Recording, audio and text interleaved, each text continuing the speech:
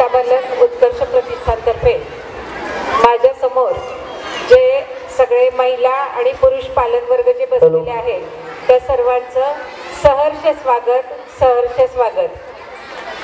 आता थोडंसं मुलांसारखं मी तुम्हाला थोडंसं सांगते, सगळ्यांनी हाताच्या घड्या घाला, तोंड बंद करा, ताठ बसा आणि एक दोन मुद्दे सांगायला मी तुमच्या समोर आलेले आहेत। ते आता मुलांचं जसं तुम्ही शांतपणाने बघताय ऐकताय तसं मी काय सांगते ते पण थोडंसं लक्ष देऊन ऐका। कालही मी बोललेले आहेच आहे, तुमच्यापैकी काही पालक काल पण आलेले असतील। तर आपल्या या माता बालक उत्कर्ष प्रतिष्ठानतर्फे माझ्या समोर जे पालक वर्ग बसलेले आहेत, महिला आणि पुरुष वर्ग सुद्धा, या सगळ्यांसाठी गेल्या वर्षीपासून आम्ही मातृप्रबोधन मंच नावाचं एक व्यासपीठ आम्ही सुरू केलेलं आहे। या मंचमध्ये या कार्यक्रमामध्ये आम्ही महिन्यातून सर्वसाधारणपणे दोन कार्यक्रम घेतोय।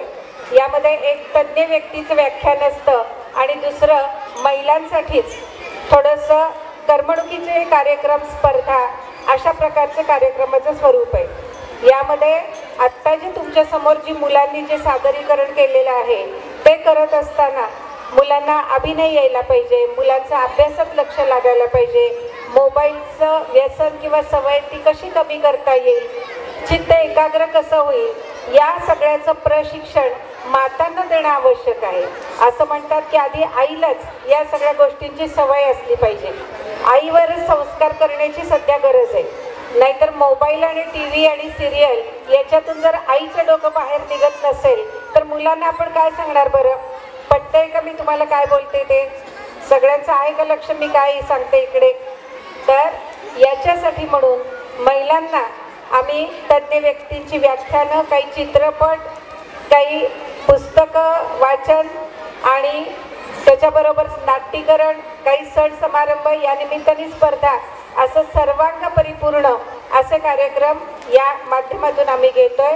तर जास्तीत जास्त महिलांनी आपल्या नावाची नोंदणी संस्था ऑफिसमध्ये, देशपांडे गल्लीमध्ये जे काही ऑफिस आहे त्या क्लार्ककडे तुमच्या नावाची नोंदणी करा आणि जेव्हा जेव्हा कार्यक्रम आहे तसं तुम्हाला सांगितलं जाईल, कळवलं जाईल, ग्रुपमध्ये तुमचं नाव येईल। त्या ग्रुपवर सगळ्या प्रकारच्या सगळे मेसेजेस, सगळ्या बातम्या या त्याच्यावर दिलेल्या असतात, त्याच्यातून तुम्हाला कळेल। जास्तीत जास्त सर्वांनी या मंचचा लाभ घ्यायचा आहे आणि त्या कार्यक्रमांना जास्ती मोठ्या प्रमाणात उपस्थिती दर्शवायची आहे। ही एक बाजू झाली। दुसरं, आमच्या संस्थेच्या आरोग्य विभागासाठी आता अँकरिंग करत असताना शुभांगी कवठेकर यांनी सांगितलं की आरोग्य विभाग सुद्धा संस्थेचं चांगलं आहे। कौतुक सांगण्यासारखी गोष्ट अशी की गेल्या 1.5 वर्षभरामध्ये माता बालक उत्कर्ष प्रतिष्ठान आणि डॉक्टर रणजित केळकर या दोघांच्या संयुक्त विद्यमाने आपल्याकडे जवळजवळ 70च्या वर महिलांच्या गर्भाशयाच्या पिशव्यांची शस्त्रक्रिया झालेली आहे, ती सुद्धा लेझरनी, बिन टाक्याची।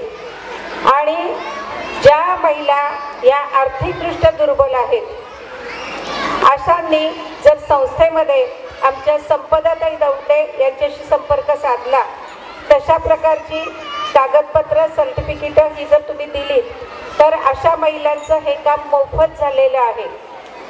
चंद्रकांत दादा पाटील यांनी याच्यासाठी काही सवलती दिलेल्या होत्या, पण इथून पुढे सुद्धा जर अशी एखादी गरजू गरीब महिला आहे, परिस्थिती साधारण आहे, अशी कुठलीही नडलेली अडलेली महिला ती जर आमच्या संस्थेपर्यंत पोहोचली तर नक्कीच तिला सुद्धा या योजनेचा लाभ होईल, याची सर्वांनी नोंद घ्यावी।